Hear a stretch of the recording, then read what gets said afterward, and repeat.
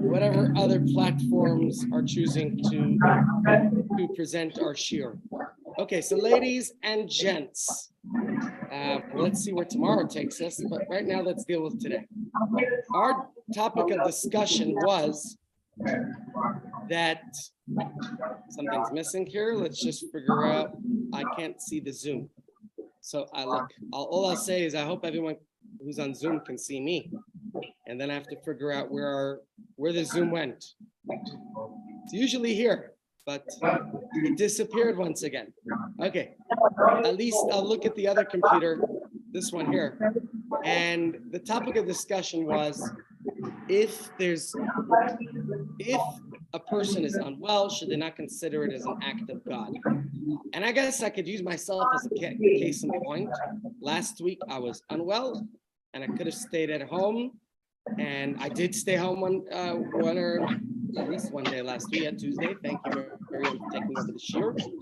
And could have felt that, hey, if I'm unwell, it's an act of God maybe just wants me to be this way, and I shouldn't interfere. It's not for me to do anything about it. Leave it alone. And perhaps the situation would get better. Perhaps it would deteriorate further, and I'd be worse off, right? Who knows which way it would go? But what Jewish law tells us is, we don't just say that's what God wants. We have a specific instruction from Hashem, and that is, Verapa Yerapeh, want us to seek healing. That's exactly what I did. I went to the doctor, got some tablets, which I have been taking somewhat diligently and trying to get onto the mend. That is what we're supposed to do. But still, we're left with a couple of questions about this, not in regard to, let's say, a medication that the doctor tells you to take. Maybe there are side effects, maybe there are other results that can come from it. So we have to understand what degree should we engage in medical intervention. So let's just get a quick recap with our slides of what we talked about last week, and then we'll move further into understanding that. What we said was that there's a divine partnership between God and humans. That divine partnership is one which insists that we have to take care of our physical well-being. And that divine partnership is the one that tells us that the doctors are God's agents here on earth. And therefore, we do our part. In fact, I'll share with you a great story, because there's so many such great stories of that partnership between heaven and earth and every one of us on how we can foster that partnership with Hashem. So there was a young boy named Shmuley. About 20-something years ago, Shmuley was a troubled boy in school. Unfortunately, he was one of those kids with a little bit of ADHD. I probably got it too. Who else? This is a common theme these days, and it's very easy. Today, you could give all types of medications, and Ritalin and Prozac and this, that, and the other, and get the kids to focus. But 20-something years ago, that I don't know if that was the case. Maybe a little longer back. At least when I was a kid, they didn't have all those easy solutions. And Shmuley had a good teacher who knew how to tolerate him, knew how to handle his condition. And this teacher was a godsend for Shmuley. He always knew how to deal with Shmuley and his situation. However, one day the principal came in and said that this teacher, unfortunately, will no longer be taking that class. She was kicked off from Zoom. What does it say? You have continuous meeting verbal chat. I don't know why I was kicked out. What's that? The background noise is somebody here has their phone on. If maybe it's one of the assistants there who's got their phone on very loud and doesn't realize there's a class going on. Yeah, somebody over there who needs to be reminded of protocol, decency. Okay, so Shmuley, the principal announced there's going to be a new teacher, and this teacher was going to take the class till the end of the year. So when the teacher was introduced to the classroom, Shmuley just had this intuition, this feeling, wait, this is not good. And indeed, as Shmuley predicted, his teacher turned out to be a very disciplinary, strict person. Unfortunately, he didn't know how to handle Shmuley very well. Time and again, Shmuley misbehaved, and Shmuley was distracted, penalized him once and again and again. So one day he called for a meeting with Shmuley and his parents. And the teacher said, if Shmuley does not start to use his head in the class, what will become of him? He'll be a nothing. Sharp words that really penetrated him like a dagger in his heart. Unfortunately for Shmuley, he had to survive the rest of that year with his difficult teacher. Shmuley learned how to handle things and managed to get through high school. This was in grade 7, and continued on. Became a lifeguard in his late teenage years. Started to learn basic life support. When Shmuley got married, he became a plumber. Used his hand, not so much his head. One night, Shmuley hears his radio go off.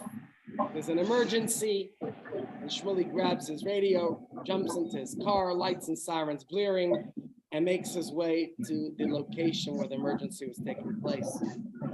And there was a cardiac arrest. Shmuley was first on scene, got there within 90 seconds of the call coming through, as Hatzalah is quite famous for its immediate response times.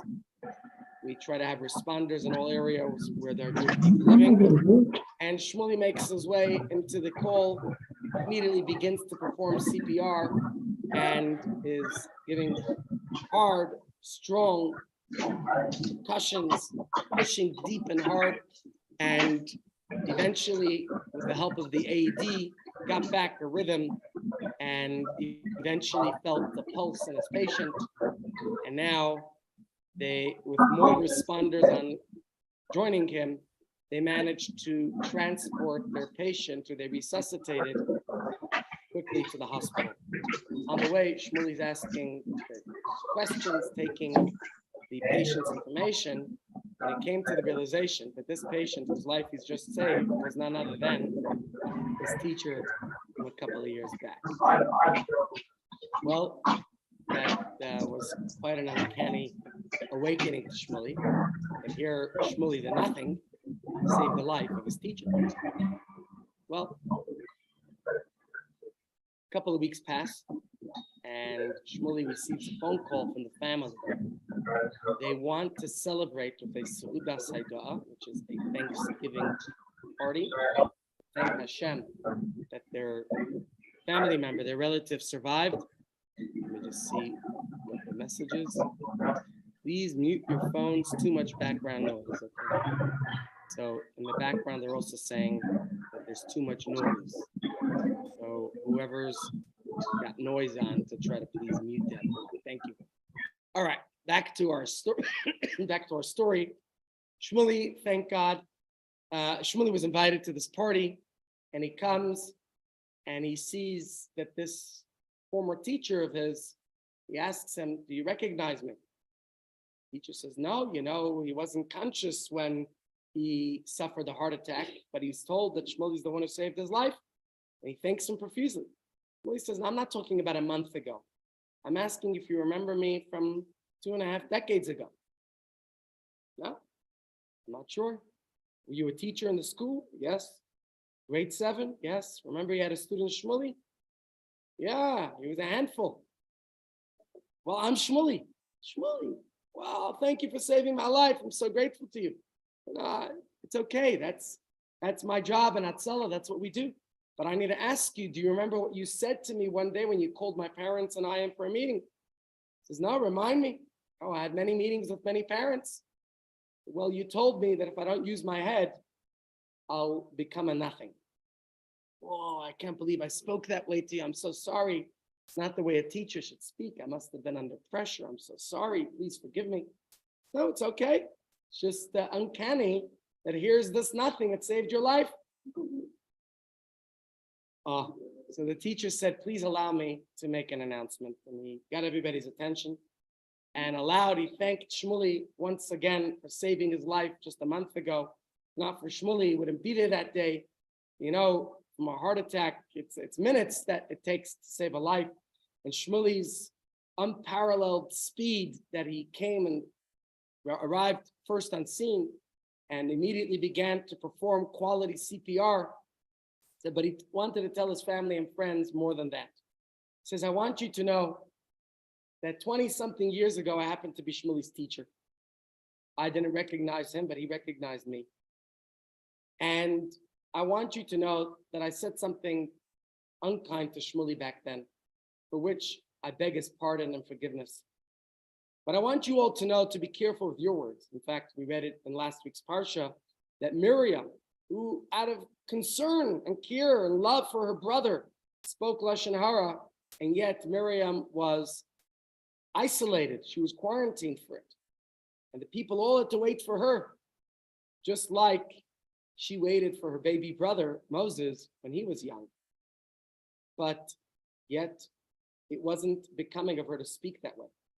And so this former teacher of Shmuley says, little did I know then what an impact those words would have on him. So many years later, he remembered it, even though I didn't. But what I realize now, so long later, is that maybe it's not only one's head that needs to be used. And I said to him, he'll become a nothing if he doesn't use his head. Yet I'm grateful to Shmuley for using his feet to rush onto the scene. I'm grateful to Shmuley for using his big heart, his care, his sensitivity, his kindness.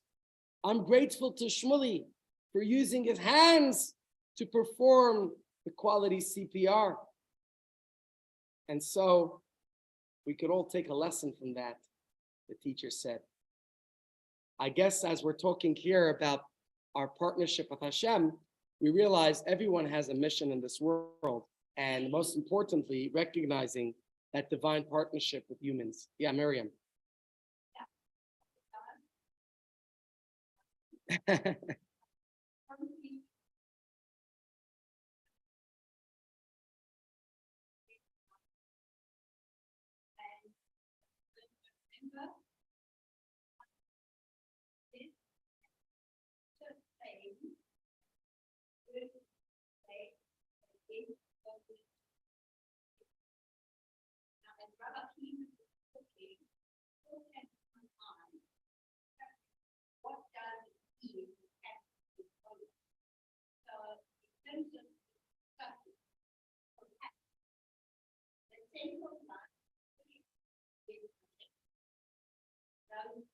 Other can represent other issues that they love, like food, like the doctor, like our solar, like us, like everything else. All those candles are on the same, now therefore on the same, so we've got a wrong space. Nevertheless, things down, serious power. Very true. Very beautiful. I like that. Thank you. Yeah. Shabbos, the apex of the week. Yeah, you could say so for sure. So, okay, good. I'm sure there's many commentaries on this and many explanations. And you know, there's 70 dimensions to Torah. So certainly all of them are important, all of them matter. And each commentary, each explanation is certainly of significance. Yeah, I appreciate that. So it seems, yeah. Yeah.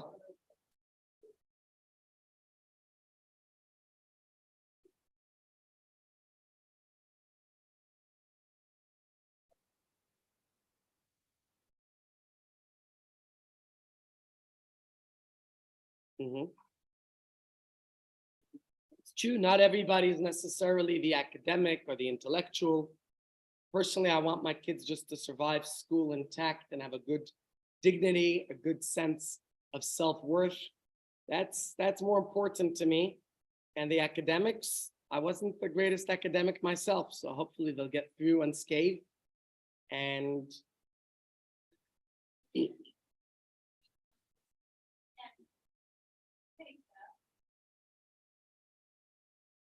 that's a brilliant point as well, that there's many different types of personalities, and everybody should be included and incorporated and attended to and recognized. Unfortunately, though, many times students aren't appreciated and accepted for who they are.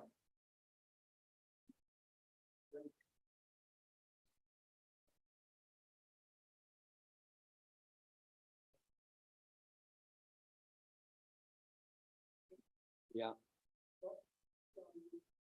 Okay, unfortunately, my computer here, I don't know what's with this charging. It has its days, as you've seen. Some days it charges and then you get to watch the PowerPoint. Other days, like today, it's choosing not to charge. I will be calling the guy to fix the computer today. That's it. I have to check. This computer is smashed, the screen. So the only thing we're getting from this computer is the camera. And because it's a smashed screen, I can't even see if the camera's in the right, I'm guessing that it's in the right condition and that people could see me because I can't see the screen. And the other computer, the one which we usually do the PowerPoints, is not charging, and they have different chargers. Okay, so it's time I actually bring this to get checked. Last week, my excuse was I was sick. And the week before was Shavuos, and the week before that I was moving. And this happened during the move, that the screen smashed because so it's probably 3 weeks like this. When I was moving, I couldn't call because I was busy moving. And I can't, but I'm done with excuses. I mean, today I could say I'm freezing. Oh, Stephen of blessed memory always asked us to dedicate the shir to someone. Today I dedicate this shir to my father of blessed memory. It's his 4th yahrzeit. I remember sitting here at the shir 4 years ago when the phone rang just about now, and it was my sister telling me, she just said the words Baruch Dayana Emet. And I was I was completely taken aback, wasn't expecting it. In fact, my father was from the founding members of Hatzalah.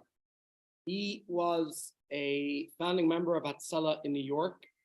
And maybe I could tell you a little bit about him today, because after all, it is his yahrzeit, so it's worthwhile to share some memories, some ideas, some thoughts about him.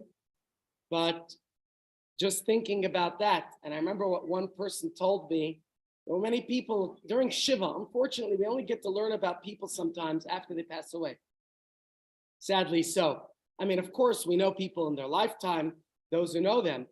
But when my father passed away, a lot of people came to Shiva and shared with us stories that we had never known. And lucky today you have websites that publish his obituary, and then people write comments, and in the comments you get to see more. So I saw one of the comments was that a fellow said he was 11 years old. He was getting a watch fixed in my father's shop. My father did everything in his shop. He had 2 or 3 shops, and he used to sell everything and anything. So, and he would fix things, and I don't know, maybe that's why it wasn't the most successful shop. As my father himself would quote us the Mishnah that said, "Tafasta maruba lo tafasta." If you try everything, you don't get to do anything. So anyways, the person says he's in the shop and a phone call came from the Hatzalah base. He says this was sometime in the early 1970s. My father had no employees in the shop then. He asked everybody to go out. He closed the gate and he drove off to an emergency.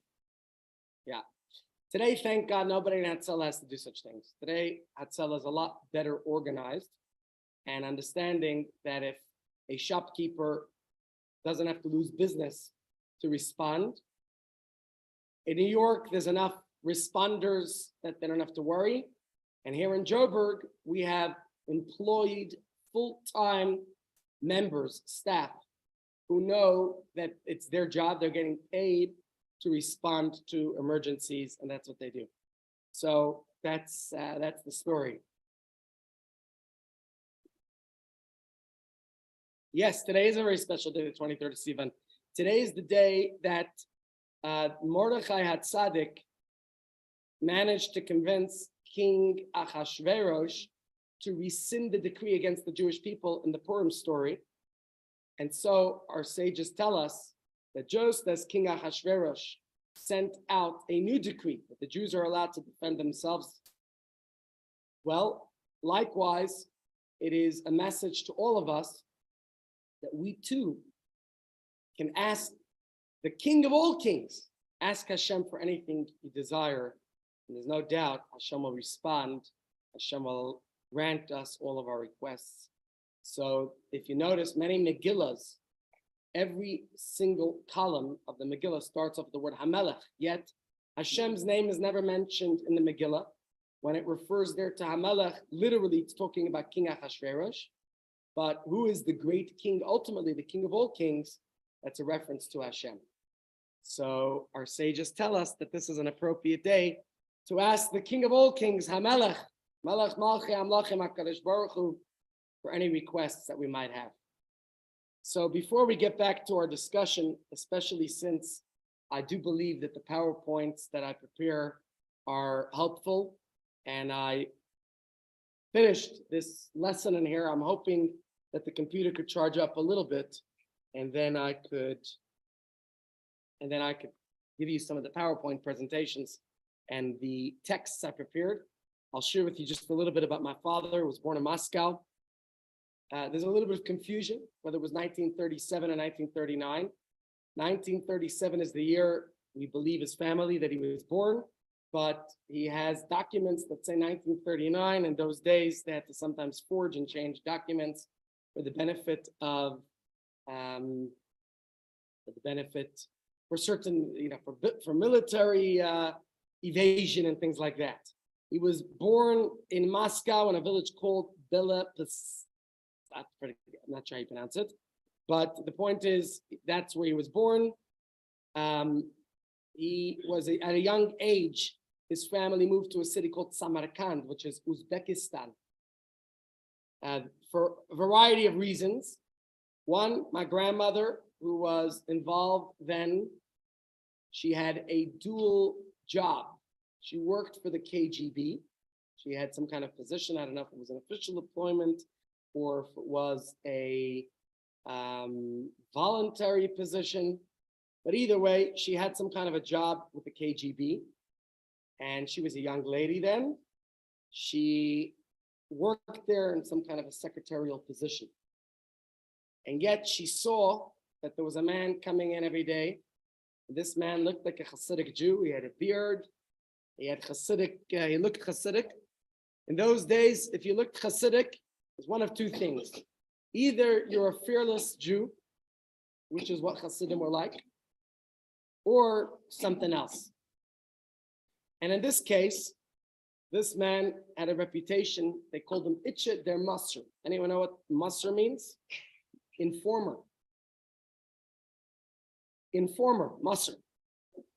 The people felt that he was someone who was informing the KGB about the underground Hasidic network. You see, the Communist Party forbade religious Jewish practices, which meant that young Jewish kids couldn't attend Cheder, which meant that Shabbos could not be publicly observed, which meant that a newborn Jewish male child couldn't receive a circumcision, which meant that Jewish people couldn't consume kosher meat, which meant that mikvahs and shuls and schools were shuttered. It had a lot of repercussions. Yet Chabad remained steadfastly committed to Yiddishkeit there.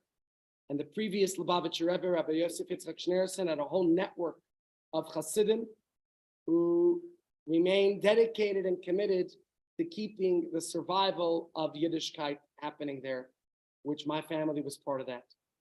And my grandmother that was her other job, helping the Hasidim.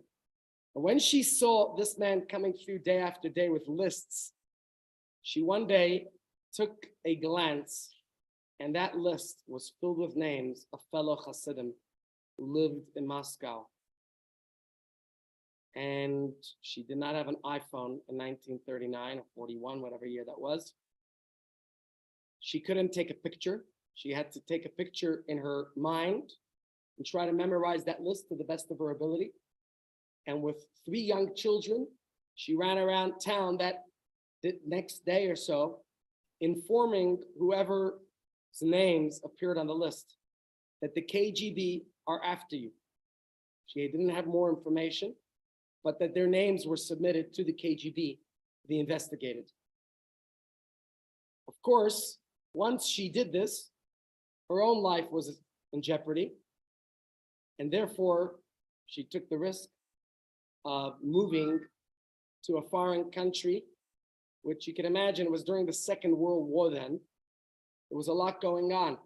Nazis were advancing onto Moscow, so either way, it was a good idea to get away. And they moved to a place called Samarkand, which was in Uzbekistan. And there they spent the next couple of years until the end of the war, when Poland, after their liberation, opened the gates for any Polish citizens to return home. My grandmother saw that as an opportunity to get out of the Iron Curtain, which was not a great place for Jews to be stuck behind. And therefore, they managed to get forged papers. Another reason why my father's date of birth could have been shifted. And with forged documents, they moved across borders.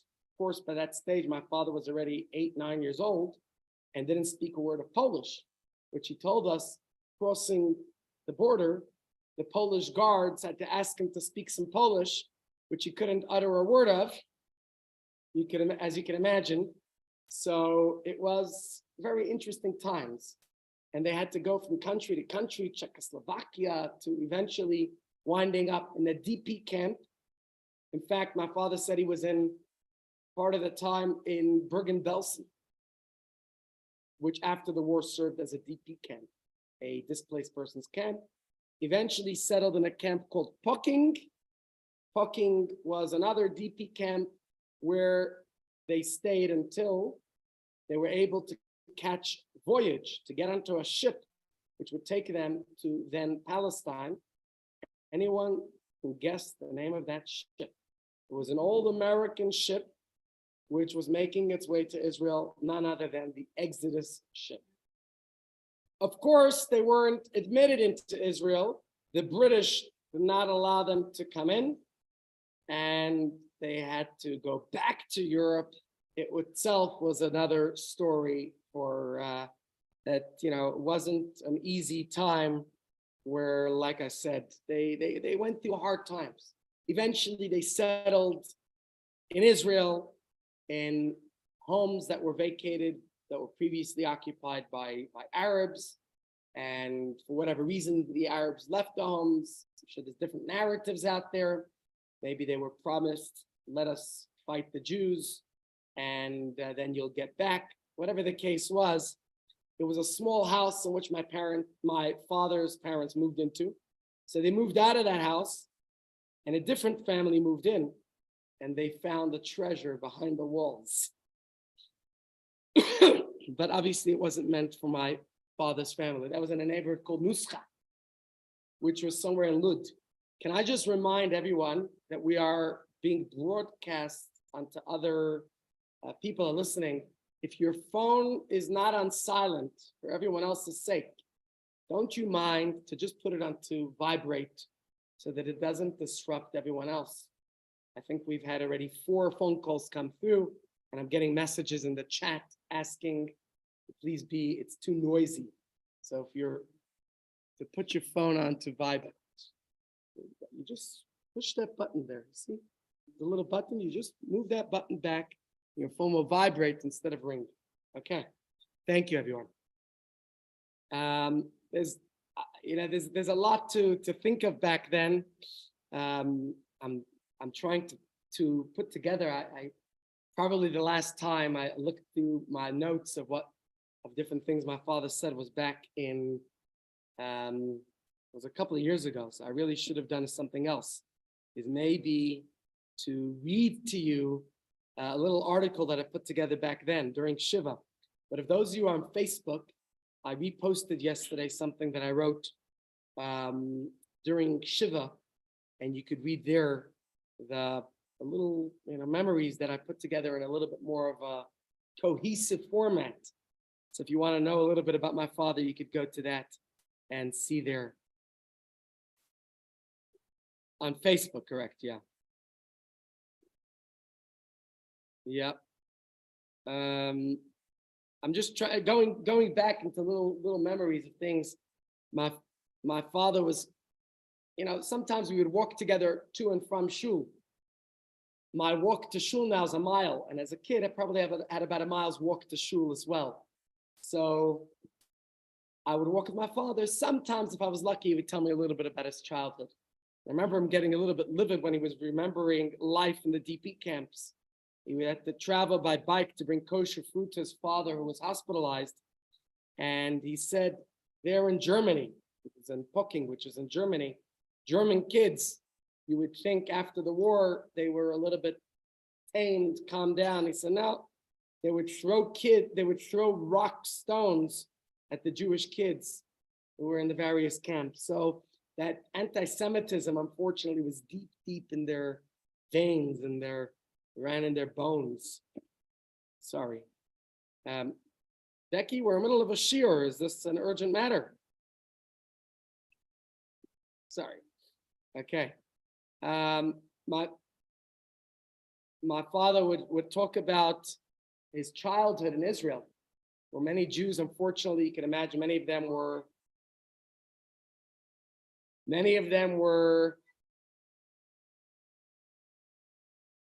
thank you. Many of them were survivors themselves that just came through the horrors of the Holocaust, and many had a hard time with their practice and observance of Yiddishkeit. So back then, I don't know if it was a Chabad thing or what, but my father said he was a kid, he would go with his father and help other Jews with putting on tefillin, with observing practicing the four kinds on Sukkot, and people would hide their cigarettes, he said, when they would walk past them on Shabbos. It was common, and then, people would smoke their cigarettes, yet when they saw other religious Jews, they would hide their cigarettes. Yeah. Someone was telling us during Shiva, he was unwell as a student. My father would bring him food. I guess these are normal things for people to do. It's just heartwarming when you hear it from somebody when you're in mourning and you jot down these little notes where somebody said to you, he was unwell, and my father, who was a fellow student with him. Now, speaking of being a student, his early years were during war, pre-war and during the war. So he didn't exactly go to a cheder or school as a kid in Russia and on the run. But when they got to Israel, he got to spend a few years going to school both in Israel, and then in the 1950s, made his way to a school in Switzerland called Asher. And there they called my father the Marines, because he would jump into the cold swimming pool, to use it as a mikveh in the morning, and would go with some of the fellow students. They would sometimes travel to Paris, where there were more Hasidim or Farbrengens on special days. So he would have that. This is early 1950s. Yeah. I remember him. He was not a rabbi. My father never got smicha, never became a rabbi. He was a merchant. He was in various businesses. But in his youth, I'm talking about the 50s, was the years of his teenagehood. That's when he was quite adventurous and did quite a few interesting things. And also, it was the early years of the Rebbe's leadership. My father helped out. He went to Italy after Switzerland, and there he helped out with the establishment of Chabad in Italy. And he opened the first Gan Yisrael camp in Italy then in the late 1950s.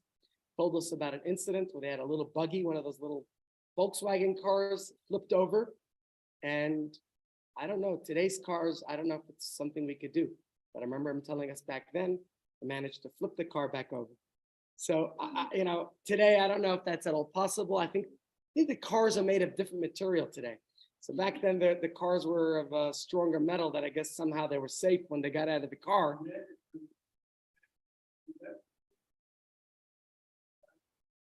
Today. Yeah, back then, somehow or other, they were able to do this.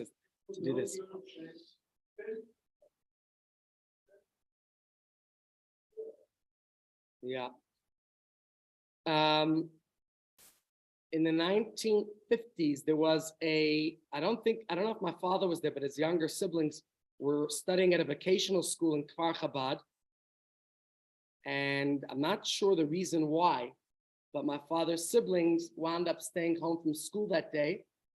And there was a terrorist attack, sadly, where 5 students were murdered by Arab terrorists. And they were rescued, they were saved. It was a very sad story. That story itself, something very strange, very, very peculiar. The Rebbe was silent during the days of Shiva, which was the people were waiting for an answer from the Rebbe. It's interesting, a couple of weeks back, we read about the story of the passing of Aaron's sons, and it says, Vayidom Aaron, Aaron was silent. The Rebbe didn't speak much, didn't say much then, which was very, I guess, hurtful to the Hasidim. And then he wrote a 5-word telegram that he sent them. 5 words. And his words were Behemshich Abinyan. I'm forgetting the words he wrote, but basically by continuing to build, they'll feel comfort. They'll be comforted. And so they understood the Rebbe wanted them to continue building the village of Kfar Chabad. For the Hasidim then, was the early years of the establishment of the state of Israel. It was a new fledgling village. You can imagine for many of them, they didn't feel good. Maybe they shouldn't continue building. Maybe they should move to other more safer cities. And I don't think they've had I don't know. I think Kfar Chabad has been a very relatively safe city in Israel since then. I don't think they've had many terror attacks in Kfar Chabad, but I mean, one terror attack was one too many. But that's very interesting what the Rebbe's response was. I'm sure they also took greater security measures since. It was only once in Kfar Chabad, so I can't really tell you too much if it's a walled city or not. But I don't, they built it up. Kfar Chabad is a very populous city, and there's a few sections of it. So that was the Rebbe's response to the city. Another story that comes to my mind, which is actually not about my father per se, or even about my grandmother, but I think it's a telling story. If you guys know Rabbi Kesselman here, anyone know Rabbi Kesselman?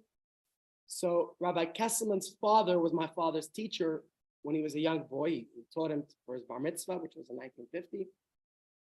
And my father's brothers went to New York in the mid-1950s to spend the high holidays in the presence of the Rebbe. Their father had passed away in the early 1950s. So their mother, who was a widow, stayed in Israel. I guess she was the breadwinner of the family. And she stayed in Israel to try to earn a living. My father was studying in Switzerland or Italy by then. I don't know exactly. This is long before my times. 20 something, 30 years before I was around. And at least one of her sons was in New York. I don't know if the younger one, unfortunately, he's also passed away then. My father's only one brother left. But either way, I thought it's a good story about Rabbi Kesselman's father. Why? He spent Tishrei also in New York in the Rebbe's court, and he came back to Israel. What was my grandmother doing to earn a living then? I think she did different things at different times. But at that stage, she was a ticket collector. I don't know what's the name for the ticket collectors on the buses? Conductor. She was the ticket collector on the buses.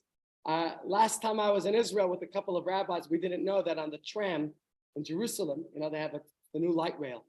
You have to carry your ticket with you. And we thought maybe you could buy the ticket on the tram. Anyways, there was a bunch of us rabbis, and there was a lady coming around, and she asked us for our tickets, and we explained to her we just came from Joburg. She made us get off at the next stop and buy our tickets. And we were lucky because what she could have done was find us all a hefty fine, right? So that was my grandmother's job. She was the ticket collector on the bus in Tel Aviv. Okay, so my grandmother sees that Rabbi Kesselman Sr., the father of Rabbi Kesselman here, was trying to get onto the bus. Was it his father or grandfather? I don't know, Rabbi Shlomo Chaim Kesselman. Anyways, he was trying to get on, but he missed it. He missed the bus. So she didn't know what it was. And she had to do the next round. You know, the bus is going around, doing its round around Tel Aviv. I don't know how long a bus round is, an hour, 2 hours, a few hours. How long does it take for the bus to do its round and come back to the depot? And when the bus came back to the depot, she sees Rabbi Kesselman is still there. I don't know if there was only one bus that did this round, but it seemed, based on the story, which was published in the Kfar Chabad magazine some time ago, that the rabbi, probably this wasn't the only bus. And the fact that he was still sitting there means he was waiting for my grandmother to tell her something. So my grandmother gets off the bus and asks him, what's the matter? What's going on? And he said, I just wanted to let you know that I just came back from New York. I'm sure that was quite a trip back then, 1950s. And I saw your young Bacharul, your son, one of my uncles. And I just want to let you know he's okay. So it's quite touching that here's this man. He sees my grandmother's the widow who's got 3 kids who aren't at home with her. And just to bring her some comforting news to say, your son is all right there in New York. He's okay. So I thought it was a great story, even though it's not about, yeah. My father was involved there with various matters with the Italian Chabad starting in the 1950s. One of the people who came to visit us during Shiva, his name was Rebbe Barris. He said that my father told him, the Rebbe said that it would be worthwhile to move to Australia, which was in developing stages then, and he would earn well. My father traveled there.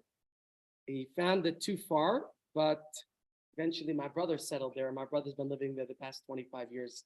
So, yes. Does Chabad encourage Aliyah? In certain instances, sure.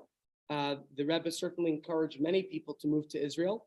But the reason I'm saying in certain instances, because for some reason last week, they published online a correspondence in the 1960s and 70s. I think it was more of the 70s, when Chabad here had purchased the Torah Academy campus.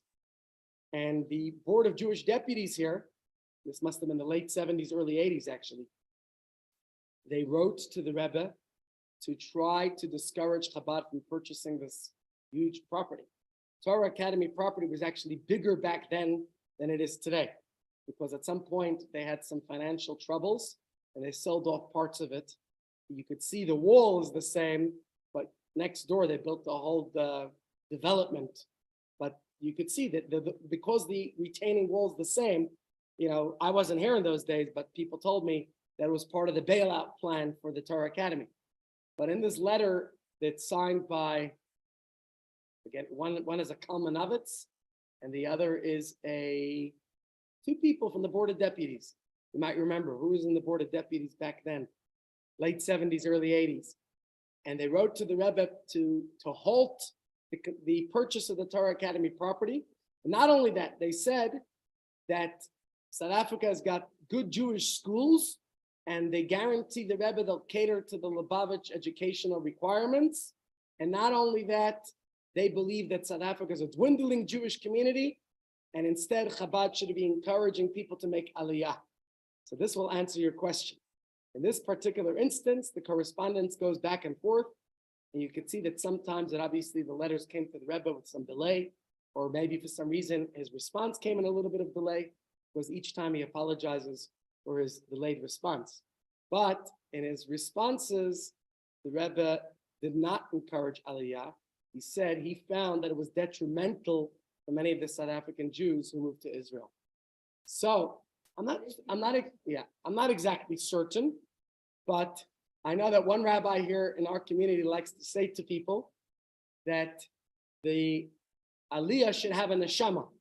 And the reason he says that is because many people, after they make Aliyah, they lose their spiritual connection. Many people feel that they moved to Israel and that's it, they're good enough Jews and they practice their Judaism there, and that's not the way it should be. Judaism should be something that should flourish all the more so in Israel and not diminish in Israel. So for some reason, the Rebbe's observation was that many of the people who made Aliyah It wasn't to their benefit, it was to their detriment. So again, the Rebbe was very encouraging of people to make Aliyah. But there was one country I could think of where the Rebbe did not encourage people to leave. And which country was that? South Africa. You know, if you ask Rabbi Klein and Rabbi Vigler, they were Chabad Shluchim, the Rebbe's ambassadors, emissaries to Zimbabwe. The Chabad Klein family here, Rabbi Klein, the Shochet and the Sofer, and the Vigler family lived in Harare and in, where did they live then? And now later they moved to Springs, but they lived in Bulawayo, and the Rebbe told them to leave. He obviously did not believe in the future of Zimbabwe, yet when they came to South Africa, he did not tell them to uproot. And the Rebbe encouraged South African Jewry to stay.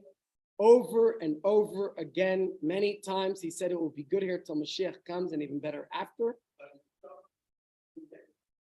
Pardon? Many people did leave, but we still have a flourishing Jewish community here.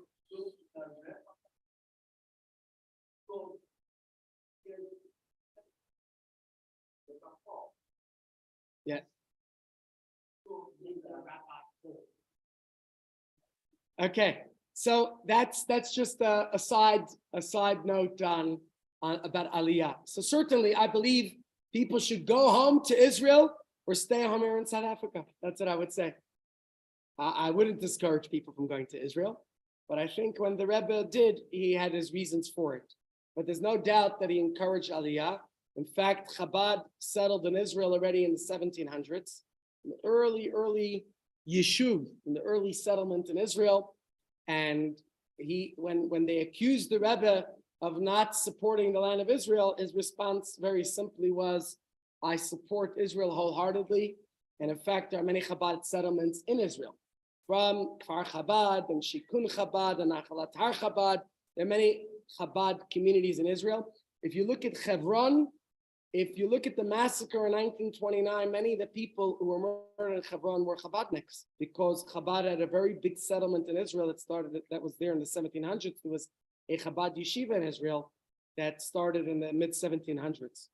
And the Chabad yeshiva in Jerusalem has been there for centuries. So Chabad's presence in Israel was there for a long time, but I guess there were certain situations where he felt that otherwise. As a kid, I could tell you, whenever we would walk the streets, my father would try to recite Mishnayos with us by heart. I have to say, as a kid, I can't say that's something I appreciated or I loved to do. But in hindsight, it was certainly a good thing. I could tell you something else, that when we were kids, my father would take us in the car, and it was a drive to, if I was late to school, if we missed the bus, there were the yellow school buses in New York that would take us to school. And if I missed the bus for some reason, my father had to take us. I never enjoyed coming late. But in the car, we wouldn't listen to the radio, we wouldn't listen to music. Music, I don't know why, never listened to music in the car. I put on music for my kids, Spotify. But my father wouldn't do that. Instead, he would make us read from this little chumash.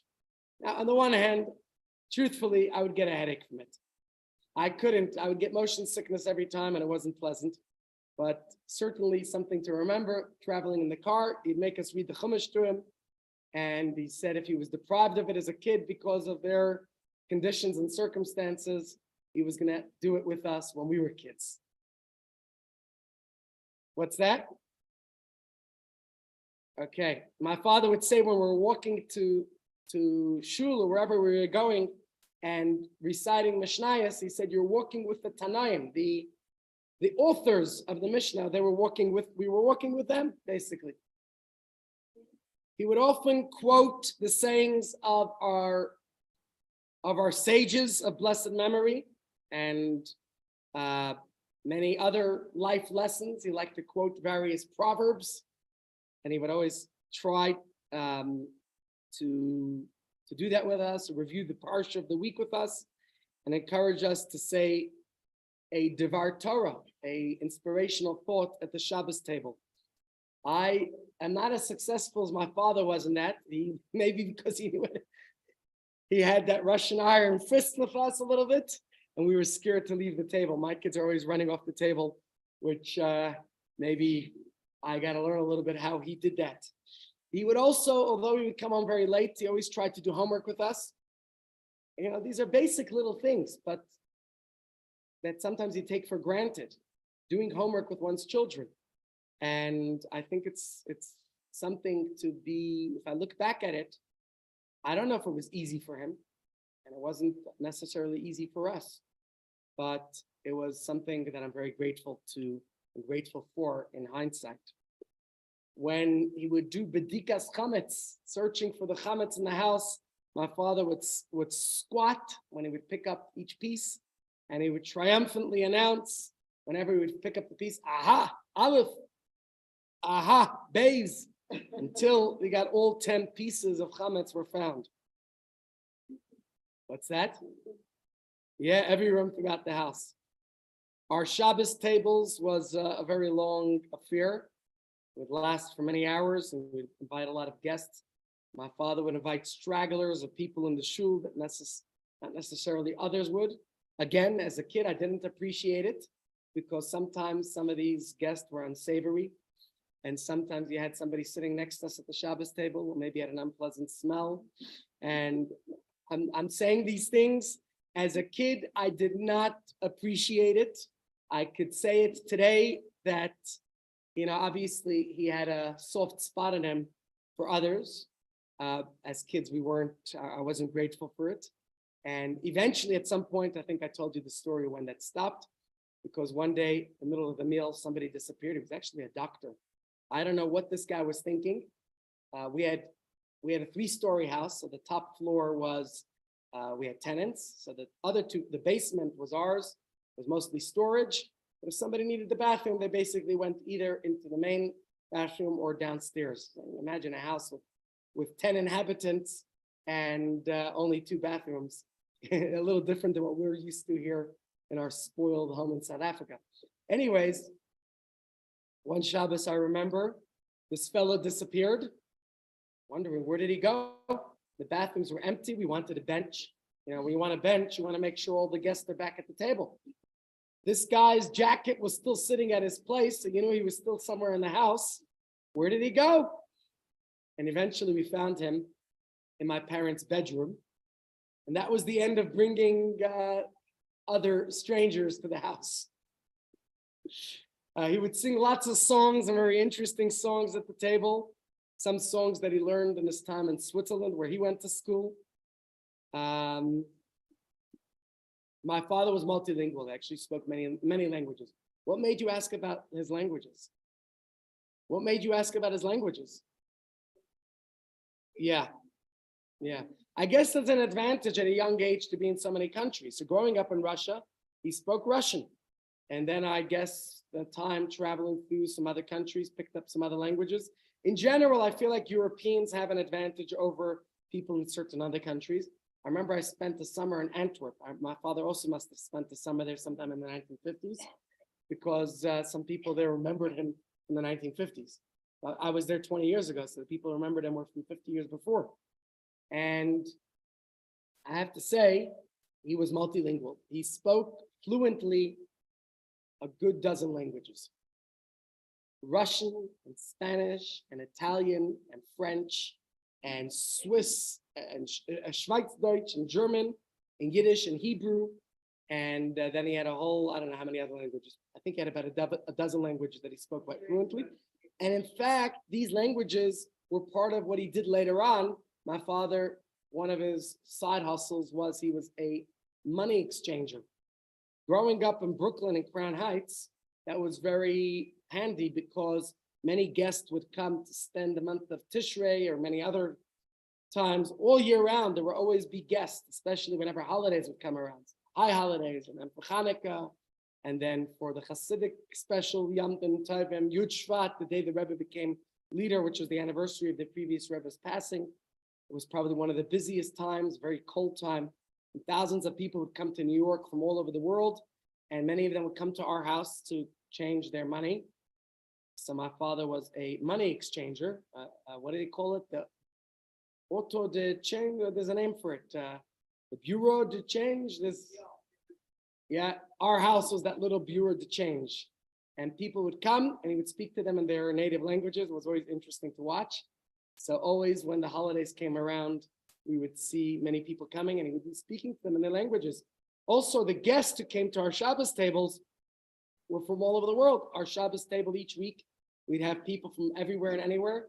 And my father would be speaking to them in Portuguese, in Spanish, in Italian, in French, in Russian, in Dutch, in Schweizerdeutsch, pardon. Where? I think I don't know if he spent any time.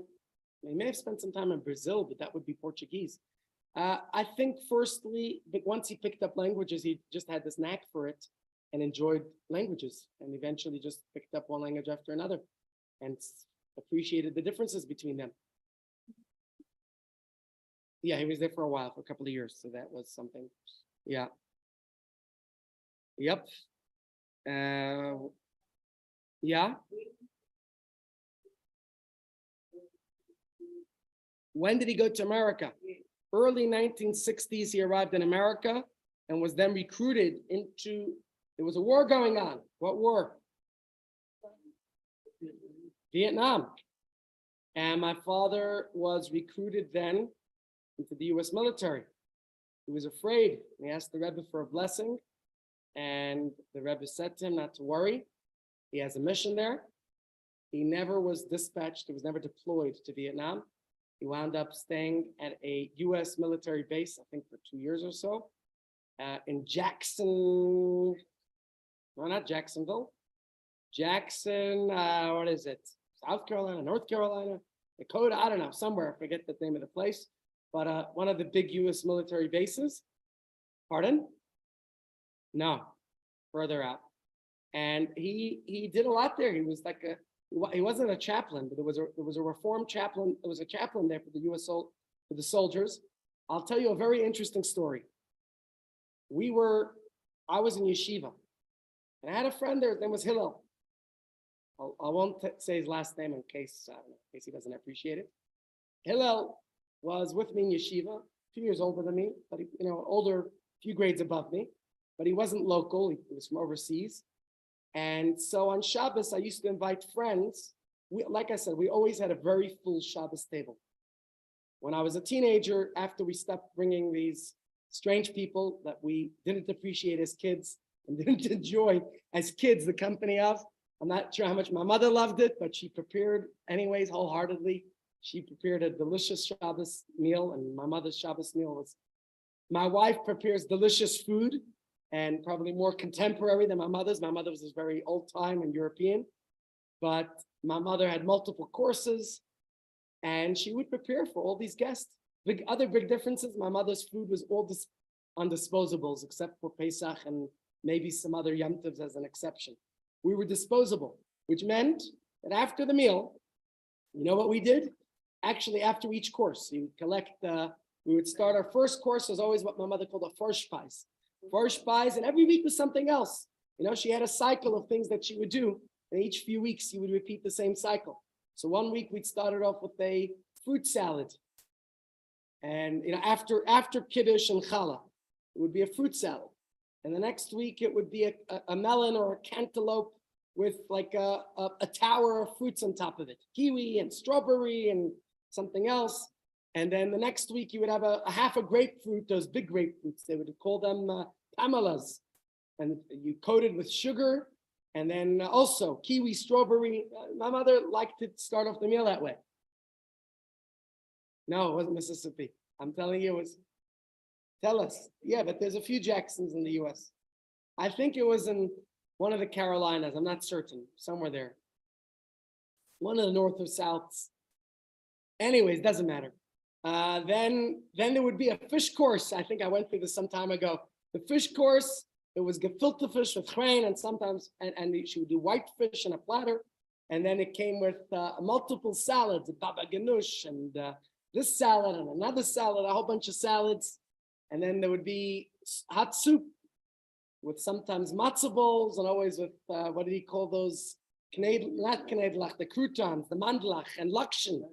And it was always a very hearty soup filled with vegetables. And then came the main course. And in between each course, we had to sing songs and tell stories and Dvar Torahs. Our meal was a very long meal. My father would always have stories at the Shabbos table and very interesting things he would tell us about his past, which I never took notes on Shabbos. And now I sometimes remember the stories and tell them to my kids and those who are sitting at our Shabbos table. Sometimes I forget a story and something triggers a memory to recall a story that my father would tell us in our childhood. The main course was always usually chicken. Meat was expensive. 1 second. I didn't hear it. What did you say? Sorry. English, but my father would speak to the guests in their native languages as well. There was plenty of Yiddish. My grandmother would speak to us in Yiddish. The main course was always chicken. Meat was only for Yom Tov. So it was chicken, but you always had 2 or 3 kugels on the side. My mother made a spinach kugel and a broccoli kugel and a potato and onion kugel and just a variety of kugels and salads. I'm telling you, huh? Yeah, and Ken and Hara, you could see it all on me today, right? And it was always a dessert. That's something else I'm reminded about my father. My father would spend on a Friday afternoon, he always went to the special bakery, and it was a specialty, I don't know what they call it, but like a fancy bakery in the neighborhood. You had your regular bakery, but then it was one that basically only baked for the caterers. And we had a relative who worked there, and he got us a connection that my father could buy from the back door, you know, because they didn't have a shop. It was called Bergen Street Bakery. And they had it was special baked goods. And every Friday afternoon, my father would go there and buy a lot of baked goods. First of all, we had a lot of delicious things, lace cookies and 7-layer cake and all these nice delicacies that you couldn't get from your typical bakery. Always special stuff for Shabbos. But he bought a lot more than we would take home. And years later, I understood why. I didn't know. On the way home, he would stop off at one person's house, sometimes at my great uncle, and drop off some there, and grandmother. And then at a few people on the street, he would just drop off a package. And I didn't know why. You know, as a kid, I'd just think, okay, what's my father doing? You know, a couple of years later, my teenagehood, I realized one family was financially strapped. We weren't rich, we weren't rolling in dough, but this was my father's way. Maybe he got a good deal in the bakery and he would drop off at a few homes week after week. Another one, I only understood years later. I knew that there was, you know, the parents were struggling or whatever it was. My father would drop off. And these were people we knew, you know, but he did it in a discreet way, dropping off a package of nice baked goods for Shabbos. So again, as a kid, I had no clue and I didn't appreciate it because my father would send me to go up the steps and drop off the package and ring the bell and say there's, you know, goods that left at the door. I'm like, I don't want to do that. You know, as a kid, you don't necessarily appreciate and know and understand what you're doing. But years later, there's a better understanding. And that's something I remember. Yeah. Hillel. Oh, thanks for your remember for keeping track. So Hillel came with me to the Shabbos table with my friends. You know, he was there, and I don't know how they got into conversation. And Hillel said, wow, I couldn't understand. What's he wowing about? And my father told me about you. What happened was, Hillel's father was a Reform rabbi. And he was serving as a chaplain in the same army base as my father was conscripted to.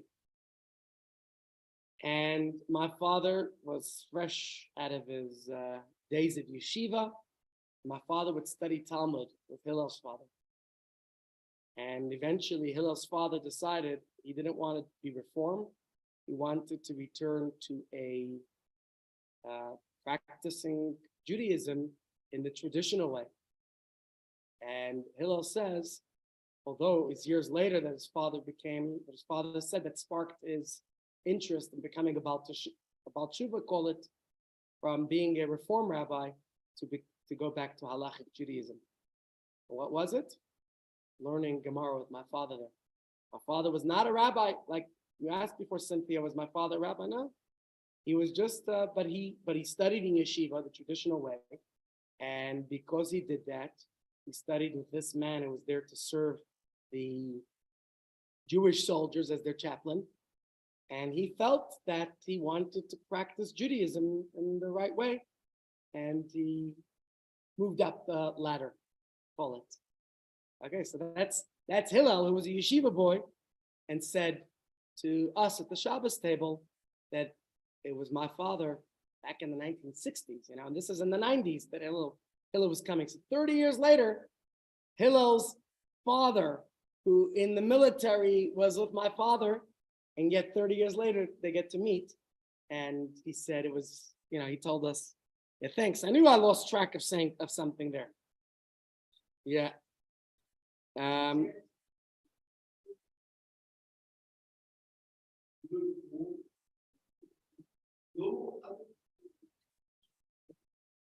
Wow. Wow. Yep.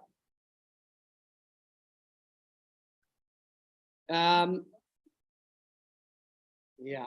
Yeah, we have to. Yeah, we have to accept. Everybody's got to be. Yeah, everyone's. Yeah, no, 100%. We should let everybody have a chance to share and to speak and to. What else? I'm sure there's a lot more. Whenever we would walk to shul as a kid, I remember, especially as his mother was getting older, and I guess her health deteriorating. Something very interesting. He would always stop to visit his mother on the way to or from shul, which is something today I don't know if everybody's as considered understanding. And not only that, when she was much older and she wound up going into a nursing home. And there was no nursing home. There still is no nursing home. It's probably a good business opportunity in the Crown Heights neighborhood where I grew up. Somebody should open one. I always thought I would do that, but here I am.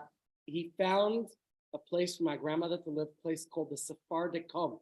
The Sephardic home was dedicated at least to a Jew named Chaim Solomon. Anyone heard of Chaim Solomon? Anyone here knows a little bit about American Jewish history? Chaim Solomon was a Jew who came from, I think from Poland originally, who was a multi-billionaire in the 1770s and funded the American Civil War, not the Civil War, what was that war? I guess it was the War of Independence, yeah. War of Independence. And the US government owes him still, I believe, a lot of money. They still owe him. And the Sephardic home was started by this, or dedicated to Chaim Solomon. And so my grandmother moved to that home. It was a very, very nice home. They had a beautiful shul there, but it was far from our house. I could tell you by train, it took more than an hour, and by car, probably also over an hour. And every single day, on a Friday, I made sure to go early, and on a Saturday, after Shabbos, Saturday night, my father would get into the car. Many times I'd go with him, and I had a very close connection with my grandmother. So I would also go often, not as often as my father did. But my father wasn't young anymore. He was in his 60s. His mother was in her late 80s and probably 90s already. And he would go visit her at this old age home. And just thinking about it in hindsight, couldn't have been easy. I'd spend at least 2 hours in the car and time with her. And yet, that's what he would do for his mother in her old age. And he, again, like I said, he was already in his 60s, but that's something he did. No, not old, but he was already advancing in his, he had a lot of kids. He was a grandfather himself already. And my mother wasn't well, but he didn't, he looked after his mother as well. Other things I've got to remember was a Balkore. Again, for somebody who grew up in Russia in hard times, maybe, I don't know if it was easier or harder, but that's something he learned. He knew the whole Torah. I think he knew it all by heart. People, he really did. I told you earlier, we'd run out to save lives. For some reason, he had a knack for going to shul very late at night. And in Crown Heights, he could always get a late minyan. Always spoke with a clean and positive language. Didn't like to didn't tolerate us using words that were inappropriate and didn't speak that way himself. There's a lot more to talk about, but I think it's getting late, so we'll conclude here. And yes, Miriam?